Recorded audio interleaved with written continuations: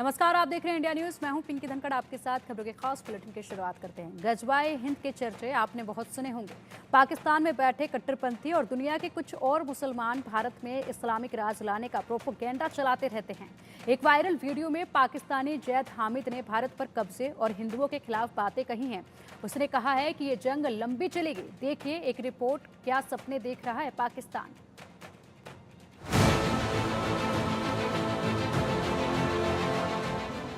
भारत के खिलाफ आग उगलने वाले पाकिस्तानी टीवी होस्ट जैद हामिद ने एक बार फिर गजवाए हिंद को लेकर भड़काऊ बयान दिया है। सोशल मीडिया पर उसका एक वीडियो तेजी से वायरल हो रहा है। इसमें वह कहता है, गजवाए हिंद के बारे में बहुत अच्छी तरह समझ लें कि एक बहुत खौफनाक जंग होगी। टीवी डिबेट में लाल टोपी पहने दिखने वाला ये शख्स लगातार हिंदुओं के खिलाफ जहर उगलता रहता है। वीडियो कब का है पता नहीं है, लेकिन जैद ने जो बातें कही हैं वह पाकिस्तानियों की मानसिकता जरूर सामने ला रही है। प्रधानमंत्री नरेंद्र मोदी पर किताब लिखने वाली मधु पूर्णिमा किश्वर समेत कई लोगों ने इस वीडियो को शेयर किया है। जैद हामिद कहता है, यह बहुत खौफनाक जंग कई साल चलेगी। ये वो जंग है कि जिसमें एक मर्तबा जब भारत मुसलमानों के कब्जे में आएगा तो फिर हमारे पास ही रहेगा।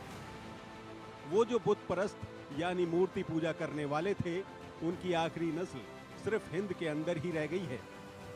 मुसलमान दुनिया में कहीं भी आपको इस तरह के मुशरिक यानी बहुदेववादी नहीं मिलते जैसे हिंद के अंदर मिलते हैं। ये वो ही नस्ल है जो काबा के अंदर बुत बनाकर रखे हुए थी। अब वही बुत और उस जैसे हजारों बुत और खुदा इन्होंने भारत में रखे हुए हैं। उसने आगे कहा, एक दफा फिर इन सारे बुतों को तोड़ा जाएगा।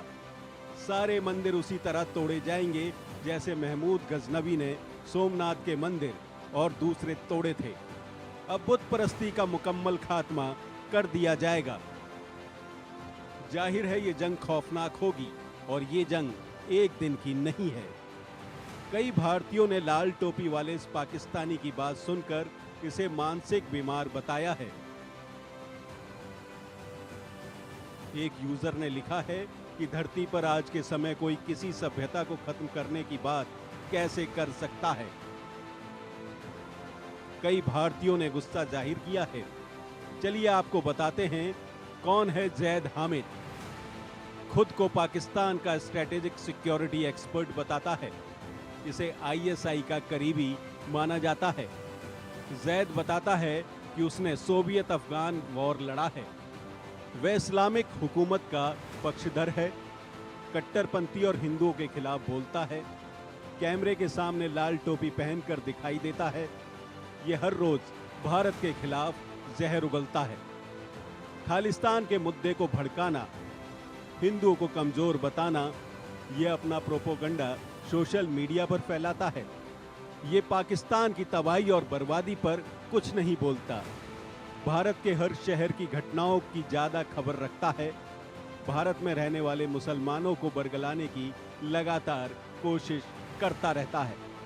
बांग्लादेश में लोकतांत्रिक सरकार गिरी तो जैद हामिद ने कहा कि अब इस्लामिक सरकार बनाने का वक्त आ गया है। जब भारत का चंद्रयान चांद पर उतरा था तो हामिद बोला था कि ये वीडियो गेम से निकालकर क्लिप्स दिखाए गए हैं। यह देखकर हैरानी नहीं हुई कि इस कार्यक्रम के पढ़े लिखे होस्ट और दिल्ली में पाकिस्तान के उच्चायुक्त रहे अबुल बासित थे। Bureau report, India news.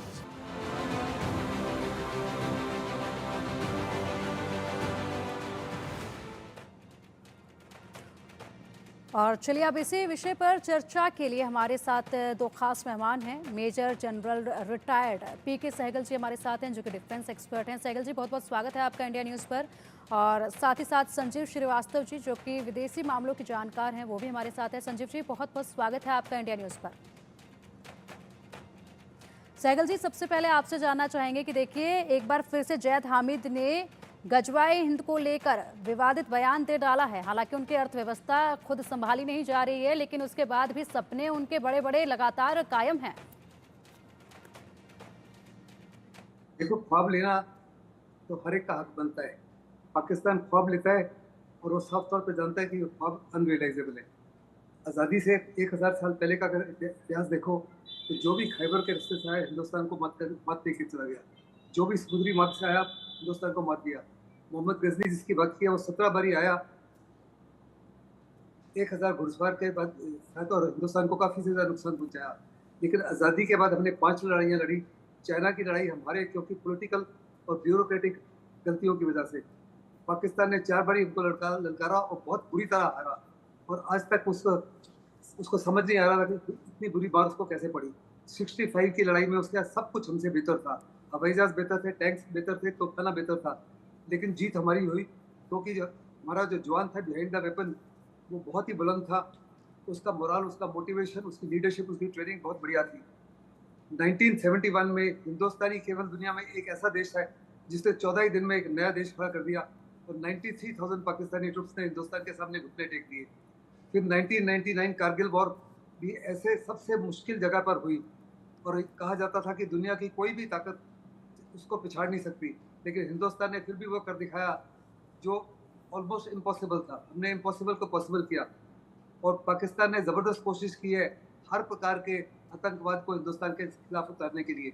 उसने ISIS को उतारा है, तालिबान को उतारा है, LET को, जैश ए मोहम्मद को, हिजबुल मुजाहिदीन को, और हमने उनको इंडिविजुअली कलेक्टिवली अल्लाह के पास भेज दिया है। जितनी मर्जी कोशिश कर ले किसी प्रकार से हिंदुस्तान के खिलाफ सफल नहीं हो सकते।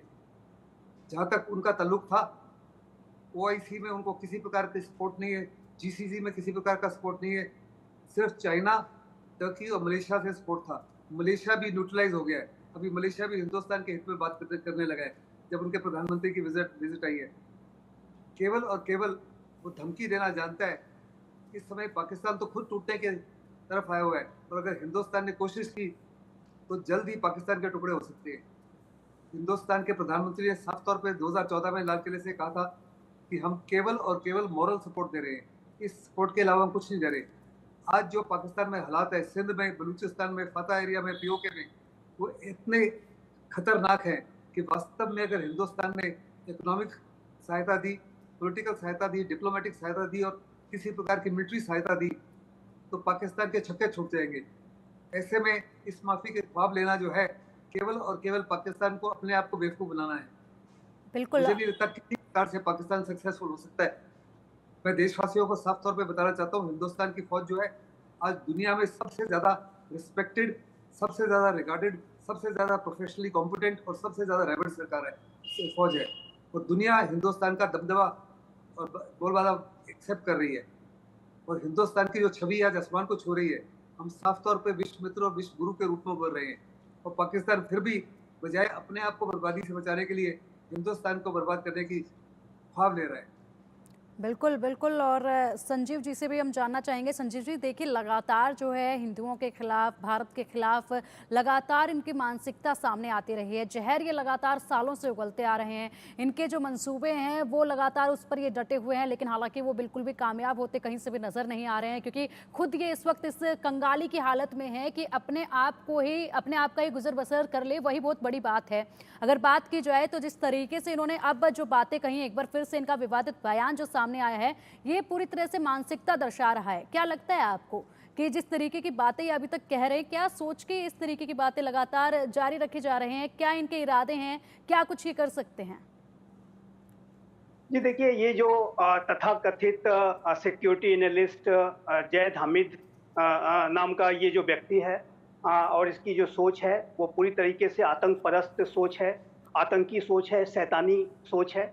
और ये गजवाए हिंद वगैरह की बात करना, ये जाहिर है कि ये उनके आतंकी मंसूबों को दर्शाता है। उनके जो है हालात बद से बदतर होते जा रहे हैं। पाकिस्तान में अगर थोड़ा वहाँ पे अलगाववाद इसी तरीके से बढ़ता रहा, इसी तरीके से पाकिस्तान के अंदर जो मतभेद और आपसी जो तनाव है बढ़ता रहा, तो पाकिस्तान के आने वाले समय में कम से कम 4 टुकड़े होंगे। और चाहे वो आप देख लीजिए बलूचिस्तान हो, चाहे वो पश्तून आबादी हो, चाहे वो सिंध हो, चाहे वो कश्मीरी हो, जो कि हमारी अपनी टेरिटरी है, वो सारे के सारे पाकिस्तान से जो है अलग अलग हो जाएंगे। और पाकिस्तान जो है वर्तमान समय में आप देख रहे हैं कि अपनी इसी आतंकवाद को जो प्रेशर और सपोर्ट देने की वहाँ के हुक्मरानों की जो आत्मघाती नीति रही है, उसकी वजह से ये जो आतंकी जो है ये पाकिस्तान के अंदर ही जो है बड़े हमले करते हैं और पाकिस्तान में अब शासन करना चाहते हैं। तहरीके तालिबान पाकिस्तान नामक आतंकी संगठन जो है पाकिस्तान में उसी तरीके का शासन करना चाहता है जैसा कि तालिबान अफगानिस्तान में कर रहा है। वो वहाँ पर कट्टर शरिया ला लागू करना चाहते हैं और ये जाहिर है कि ये पाकिस्तान के हुक्मरानों की आतंकवाद को अपने इंस्ट्रूमेंट ऑफ स्टेट पॉलिसी के तौर पर और आतंकियों को स्ट्रेटेजिक एसेट के रूप में जो इस्तेमाल करने की उनकी भस्मासुरी नीति रही है, वो पाकिस्तान को स्वयं जला रही है और पाकिस्तान, जैसा कि मैंने कहा, कि ये कई विखंडन के रास्ते पर आगे बढ़ रहा है। तो और यदि आप आर्थिक रूप से देखें तो पाकिस्तान आज बैंकरप्सी के कगार पे है। हर साल उसे भीख का कटोरा लेकर के IMF के सामने और अपने तथाकथित कुछ मित्रों के सामने जाना पड़ता है और हर तरीके से पाकिस्तान को अपनी लाचारगी पूरी दुनिया के सामने शर्मनाक तरीके से दिखानी पड़ती है, तब जाकर के उसकी इकोनॉमी चल रही है। उसके बावजूद भी जो पाकिस्तान के अंदर के जो हुक्मरान हैं और उनके जो ये तथाकथित कुछ चंद ऐसी पर्सनालिटीज हैं जो अभी भी उनके जो मंसूबे हैं वो भारत को टारगेट करने के हैं और भारत में वो जो है हर तरीके की अस्थिरता और हर तरीके के जो नापाक जो मंसूबे हो सकते हैं वो भारत के सामने पालते हैं और उसी तरीके के विचार ये टीवी चैनल के जो होस्ट है इसके माध्यम से आप देख रहे हैं। और जाहिर है कि इनके जो मंसूबे भारत को लेकर के लगातार जो है आतंक परस्त बने हुए हैं। लेकिन जैसा कि सहगल सर ने कहा, मैं आपसे सहमत हूँ कि ये पुराना भारत नहीं है, ये पहले का दौर नहीं है, ये नया भारत है। पाकिस्तान को हमने 4 युद्धों में हराया है और बार बार जो है उन्हें जो है मात दी है। हाल के समय में तो भारत ने आतंकवाद विरोधी 2 बड़ी स्ट्राइक्स कंडक्ट की हैं पाकिस्तान के अंदर और अगर ऐसी स्थितियां बनती रहीं तो वो दिन दूर नहीं कि भारत कोई अगली स्ट्राइक भी कंडक्ट करेगा। और ये जो आतंकवाद के प्रति जो नया भारत है उसकी जीरो टॉलरेंस की जो पॉलिसी है उसके तहत भारत बड़ी से बड़ी कार्रवाई करता है और आतंकियों को के जो कृत्यों को न तो भारत ये भूलता है और न उन्हें माफ करेगा और जो भी आतंकियों ने भारत में जो अपराध किए हैं उनकी सजा उन्हें समय आने पर अवश्य मिलेगी। ऐसा भी मेरा मानना है। आज की सरकार का दृष्टिकोण यही है, आज का ये जो नया भारत है उसका दृष्टिकोण यही है। तो ये मंसूबे अवश्य पाल सकते हैं, लेकिन मैं ये अंत में अवश्य कहूँगा एक बात कि इनके जो मंसूबे हैं ये तो कभी भी पूरे नहीं होंगे, लेकिन जो इनका अस्तित्व है उनको जरूर समाप्त किया जाएगा। अभी आप देख रहे हैं कि विश्व में आतंकवाद के विरुद्ध एक बड़ी लड़ाई चल रही है। हमास नामक जो आतंकी संगठन है उसके भी मंसूबे ऐसे ही थे और आज वो पूरी तरीके से समाप्ति के कगार पर पहुंच गया है। अन्य जो आतंकी संगठन है उसके विरुद्ध भी जो है अगर किसी भी तरीके की बड़ी हरकत की गई तो इजराइल और अन्य जो राष्ट्र हैं मिलकर के उनके खिलाफ बड़ी से बड़ी कार्रवाई करेंगे। आज का जो नया भारत है वो इसी तरीके की सोच रखता है और इन आतंकवादियों के जो मंसूबे तो अवश्य वो दिखाते हैं, लेकिन उन्होंने जरा उसको कहीं अमली जामा दिखाने की कोशिश की तो जाहिर है कि उनका जो अस्तित्व है वो समाप्त कर दिया जाएगा। ये बात उन्हें समझ लेनी चाहिए। ठीक है संजय जी, लौटेंगे आपके पास। एक सहगल जी से भी जान लेते हैं। एक और बड़ा सवाल यहाँ पर सामने आ रहा है कि महमूद गजनवी का नाम भी इस दौरान जो है जैद हामिद ने लिया है सहगल जी, और कहा है कि सभी मंदिरों को उसी तरह से तोड़ा जाएगा जिस तरीके से महमूद गजनवी ने सोमनाथ मंदिर के ऊपर अटैक किया था। हालांकि तस्वीरें कुछ और हैं, भारत जिस दिशा में जा रहा है, विकास की जो रफ्तार है वो जिस दिशा में जा रही है वो अलग है, लेकिन यहाँ पर बयान देखिए मंदिरों को लेकर भी दिया जा रहा है और साथ ही साथ नए नाम भी इसमें अब सामने आ रहे हैं। देखो, मैं साफ तौर पर कहना चाहता हूँ कि आज का हिंदुस्तान जो है वो पुराना हिंदुस्तान नहीं है। उस समय हिंदुस्तान में बहुत ही ज़्यादा हमारी फौजें कमज़ोर थी, हिंदुस्तान इंटरनली डिवाइडेड था, हमारे लोग गद्दारी कर रहे थे, बहुत सारे लोग ऐसे थे जो वास्तव में दुश्मन को इन्वाइट करते थे और उसी की वजह से हिंदुस्तान की हार होती थी। मुगलों ने कई 100 साल कोशिश कर ली हिंदुओं को ख़त्म करने के लिए, हमारे टेम्पल्स को हर प्रकार से बर्बाद करने के लिए, खास करके औरंगजेब ने। उसके बावजूद भी हिंदू कायम रहे, हिंदुओं के मंदिर आज भी कायम है और बड़े पैमाने पर उनको इम्प्रूव किया जा रहा है। इसमें किसी प्रकार का, और अगर आपको याद होगा तो 2016 की जब अमेरिका में इलेक्शन थी तो उस समय ट्रंप ने एक प्रोफेटिक स्टेटमेंट दी थी। उसने कहा था आज आतंकवाद दुनिया में बहुत फैल रहा है और केवल दुनिया का एक ही देश है जो आतंकवाद को खत्म कर सकता है, और उसने कहा था वो केवल और केवल हिंदुस्तान है। मैं उससे हर प्रकार से सहमत हूँ। हिंदुस्तान ने साफ तौर पर दुनिया को दर्शा दिया है कि वास्तव में किसी प्रकार का आतंकवाद जो है हिंदुस्तान के खिलाफ सक्सेसफुल नहीं होगा। तालिबान ने बहुत तंग किया पूरे मिडल ईस्ट में कई सालों तक, पूरे नेटो कंट्रीज को, पूरे यूरोपियन कंट्रीज को, हिंदुस्तान के साथ सक्सेसफुल नहीं हुआ। ISIS ने उसी माफी की कोशिश की, अलकायदा ने उसी माफी की कोशिश की और फिर एलईटी जैसे मोहम्मद हिजबुल मुजाहिदीन तो अनेकों सालों से कर रहे हैं, लेकिन क्या सफल हुए? किसी प्रकार से सफल नहीं हुए और ना ही वो सफल होंगे, क्योंकि यहाँ बड़ी मजबूत सरकार है, हमारी सोच बड़ी दूर की है। हम तो साफ तौर पे विश्व गुरु और विश्व मित्र के रूप में उभर रहे हैं। आज ग्लोबल साउथ का हिंदुस्तान लीडर बन चुका है और ग्लोबल साउथ में तकरीबन 80 से ज्यादा देश है। अफ्रीका के देश हिंदुस्तान को मान रहे हैं। दुनिया के छोटे देश और बड़े देश जो है हिंदुस्तान को वू कर रहे हैं। वो चाहते हैं हिंदुस्तान उनको उनके साथ रहे। और जैसे कि मैंने कहा कि पाकिस्तान को कोई सपोर्ट करने वाला नहीं है, केवल चाइना के कंधे पे खड़े होकर इस मामले की बयानबाजी कर रहे हैं। उसको साफ तौर पे नजर आना चाहिए कि पाकिस्तान के अंदर ही तकरीबन 20 से 22 आतंकवादी मारे जा चुके हैं और ये हिंदुस्तान की कोशिश नहीं रही। आज पाकिस्तान खुद ही जानता है, पाकिस्तान का अवाम जानता है कि पाकिस्तान की गरीबी का, पाकिस्तान की कंगाली का, पाकिस्तान की बेरोजगारी का, पाकिस्तान की बढ़ती हुई कीमतों का कारण जो है आतंकवाद है और उनकी अपनी आर्मी और आईएसआई और उनके अपने ही लोग आहिस्ते आहिस्ते करके इन सारे आतंकवादियों की आका को मार रहे हैं। और ये जो है ये भी कुछ ही हफ्ते या कुछ ही महीनों का मेहमान है, इसको भी खत्म किया जाएगा। बिल्कुल उसी माफिक जैसे 22 के करीब खत्म हो चुके हैं, मुझे किसी प्रकार का कोई शक नहीं। और अगर हिंदुस्तान कोशिश करे तो शायद उससे भी जल्दी इसको खत्म किया जा सकता है। हिंदुस्तान को जितने भी टेररिस्ट ट्रेनिंग कैंप्स हैं, जितने भी लॉन्च पैड्स हैं, उनके सारे कोऑर्डिनेट्स का मालूम है। आज हमको किसी प्रकार की सर्जिकल स्ट्राइक में क्रॉस बॉर्डर के उस पार जाने की आवश्यकता नहीं। हमारे पास ऐसे हथियार हैं जो बिना बॉर्डर क्रॉस किए ही दुश्मन के हर प्रकार के लॉन्च पैड को, हर प्रकार के आतंकवादी कैंप्स को खत्म कर सकता है। बड़ा लाजमी है कि नेक्स्ट सर्जिकल स्ट्राइक अगर हिंदुस्तान करता है तो पाकिस्तान के हार्टलैंड में करे, पंजाब में, क्योंकि पंजाब ही गढ़ है इन तमाम चीज़ों का। जितने भी ये आतंकी बैठे हुए हैं सारे के सारे पंजाब में हैं और पंजाब के में ही पाकिस्तान की हुकूमत चलती है। उसके खिलाफ सारे के सारे प्रोविंसेस हैं, सिंध उसके खिलाफ है, बलूचिस्तान उसके खिलाफ है, फाता एरिया उसके खिलाफ है और पीओके उसके खिलाफ है, पख्तूनख्वा उसके खिलाफ है। और मुझे पक्का यकीन है कि वो किसी प्रकार से सक्सेसफुल नहीं हो सकते। बिल्कुल बिल्कुल सहगल जी, संजीव जी से यहाँ पर जानना चाहेंगे एक रिएक्शन। संजीव जी, आपका इस बात पर भी लेना चाहेंगे कि देखिए अभी हाल ही में जब बांग्लादेश में लोकतांत्रिक सरकार जब गिरी उस वक्त भी बयान जो है जैद हामिद का सामने आया था और कहा था कि अब बांग्लादेश में इस्लामिक सरकार बनाने का वक्त आ गया है। ये ऐसे मंसूबे हर जगह के लिए हैं। जब ये शरिया लॉ को लागू करना, गजवाए हिंद वगैरह की बात करना, ये सारी की सारी जो आतंकी सोच है, इसी तरीके की जो आतंक परस्त सोच है वो आईएसआईएस की है, अलकायदा की है। और ये जो सारे के सारे जो इस तरीके के इंडिविजुअल्स हैं पाकिस्तान के अंदर, वो सभी उस आतंकी जो पूरी वहाँ पर जो आतंक को सपोर्ट करने का जो पूरा सिस्टम है उसी के पार्ट है। और उनकी सोच जाहिर है कि बांग्लादेश के संदर्भ में भी बहुत स्पष्ट रूप से दिखी। और बांग्लादेश में जाहिर है कि जो घटनाक्रम सामने आया है वो कट्टरपंथियों की और इसी तरीके की आतंक परस्त अतिवादी सोच रखने वाले लोगों की ही साजिश रही, जिसकी वजह से शेख हसीना की सरकार को अपदस्थ होना पड़ा। और वहां पर छात्र आंदोलन की आड़ में इतनी बड़ी साजिश इन कट्टरपंथियों ने रच दी। जमाते इस्लामी बांग्लादेश, जमातुल मुजाहिदीन इत्यादि इत्यादि जो अनेक ऐसे आतंक परस्त और अतिवादी संगठन है, उनके जो संपर्क है वो पाकिस्तान के अंदर बैठे हुए इसी तरीके के आतंक परस्त लोगों के साथ है, वहाँ की इंटेलिजेंस एजेंसी आईएसआई के साथ है। और ये बात स्पष्ट रूप से दिखती है कि बांग्लादेश का जो घटनाक्रम है गहरी साजिश का परिणाम था।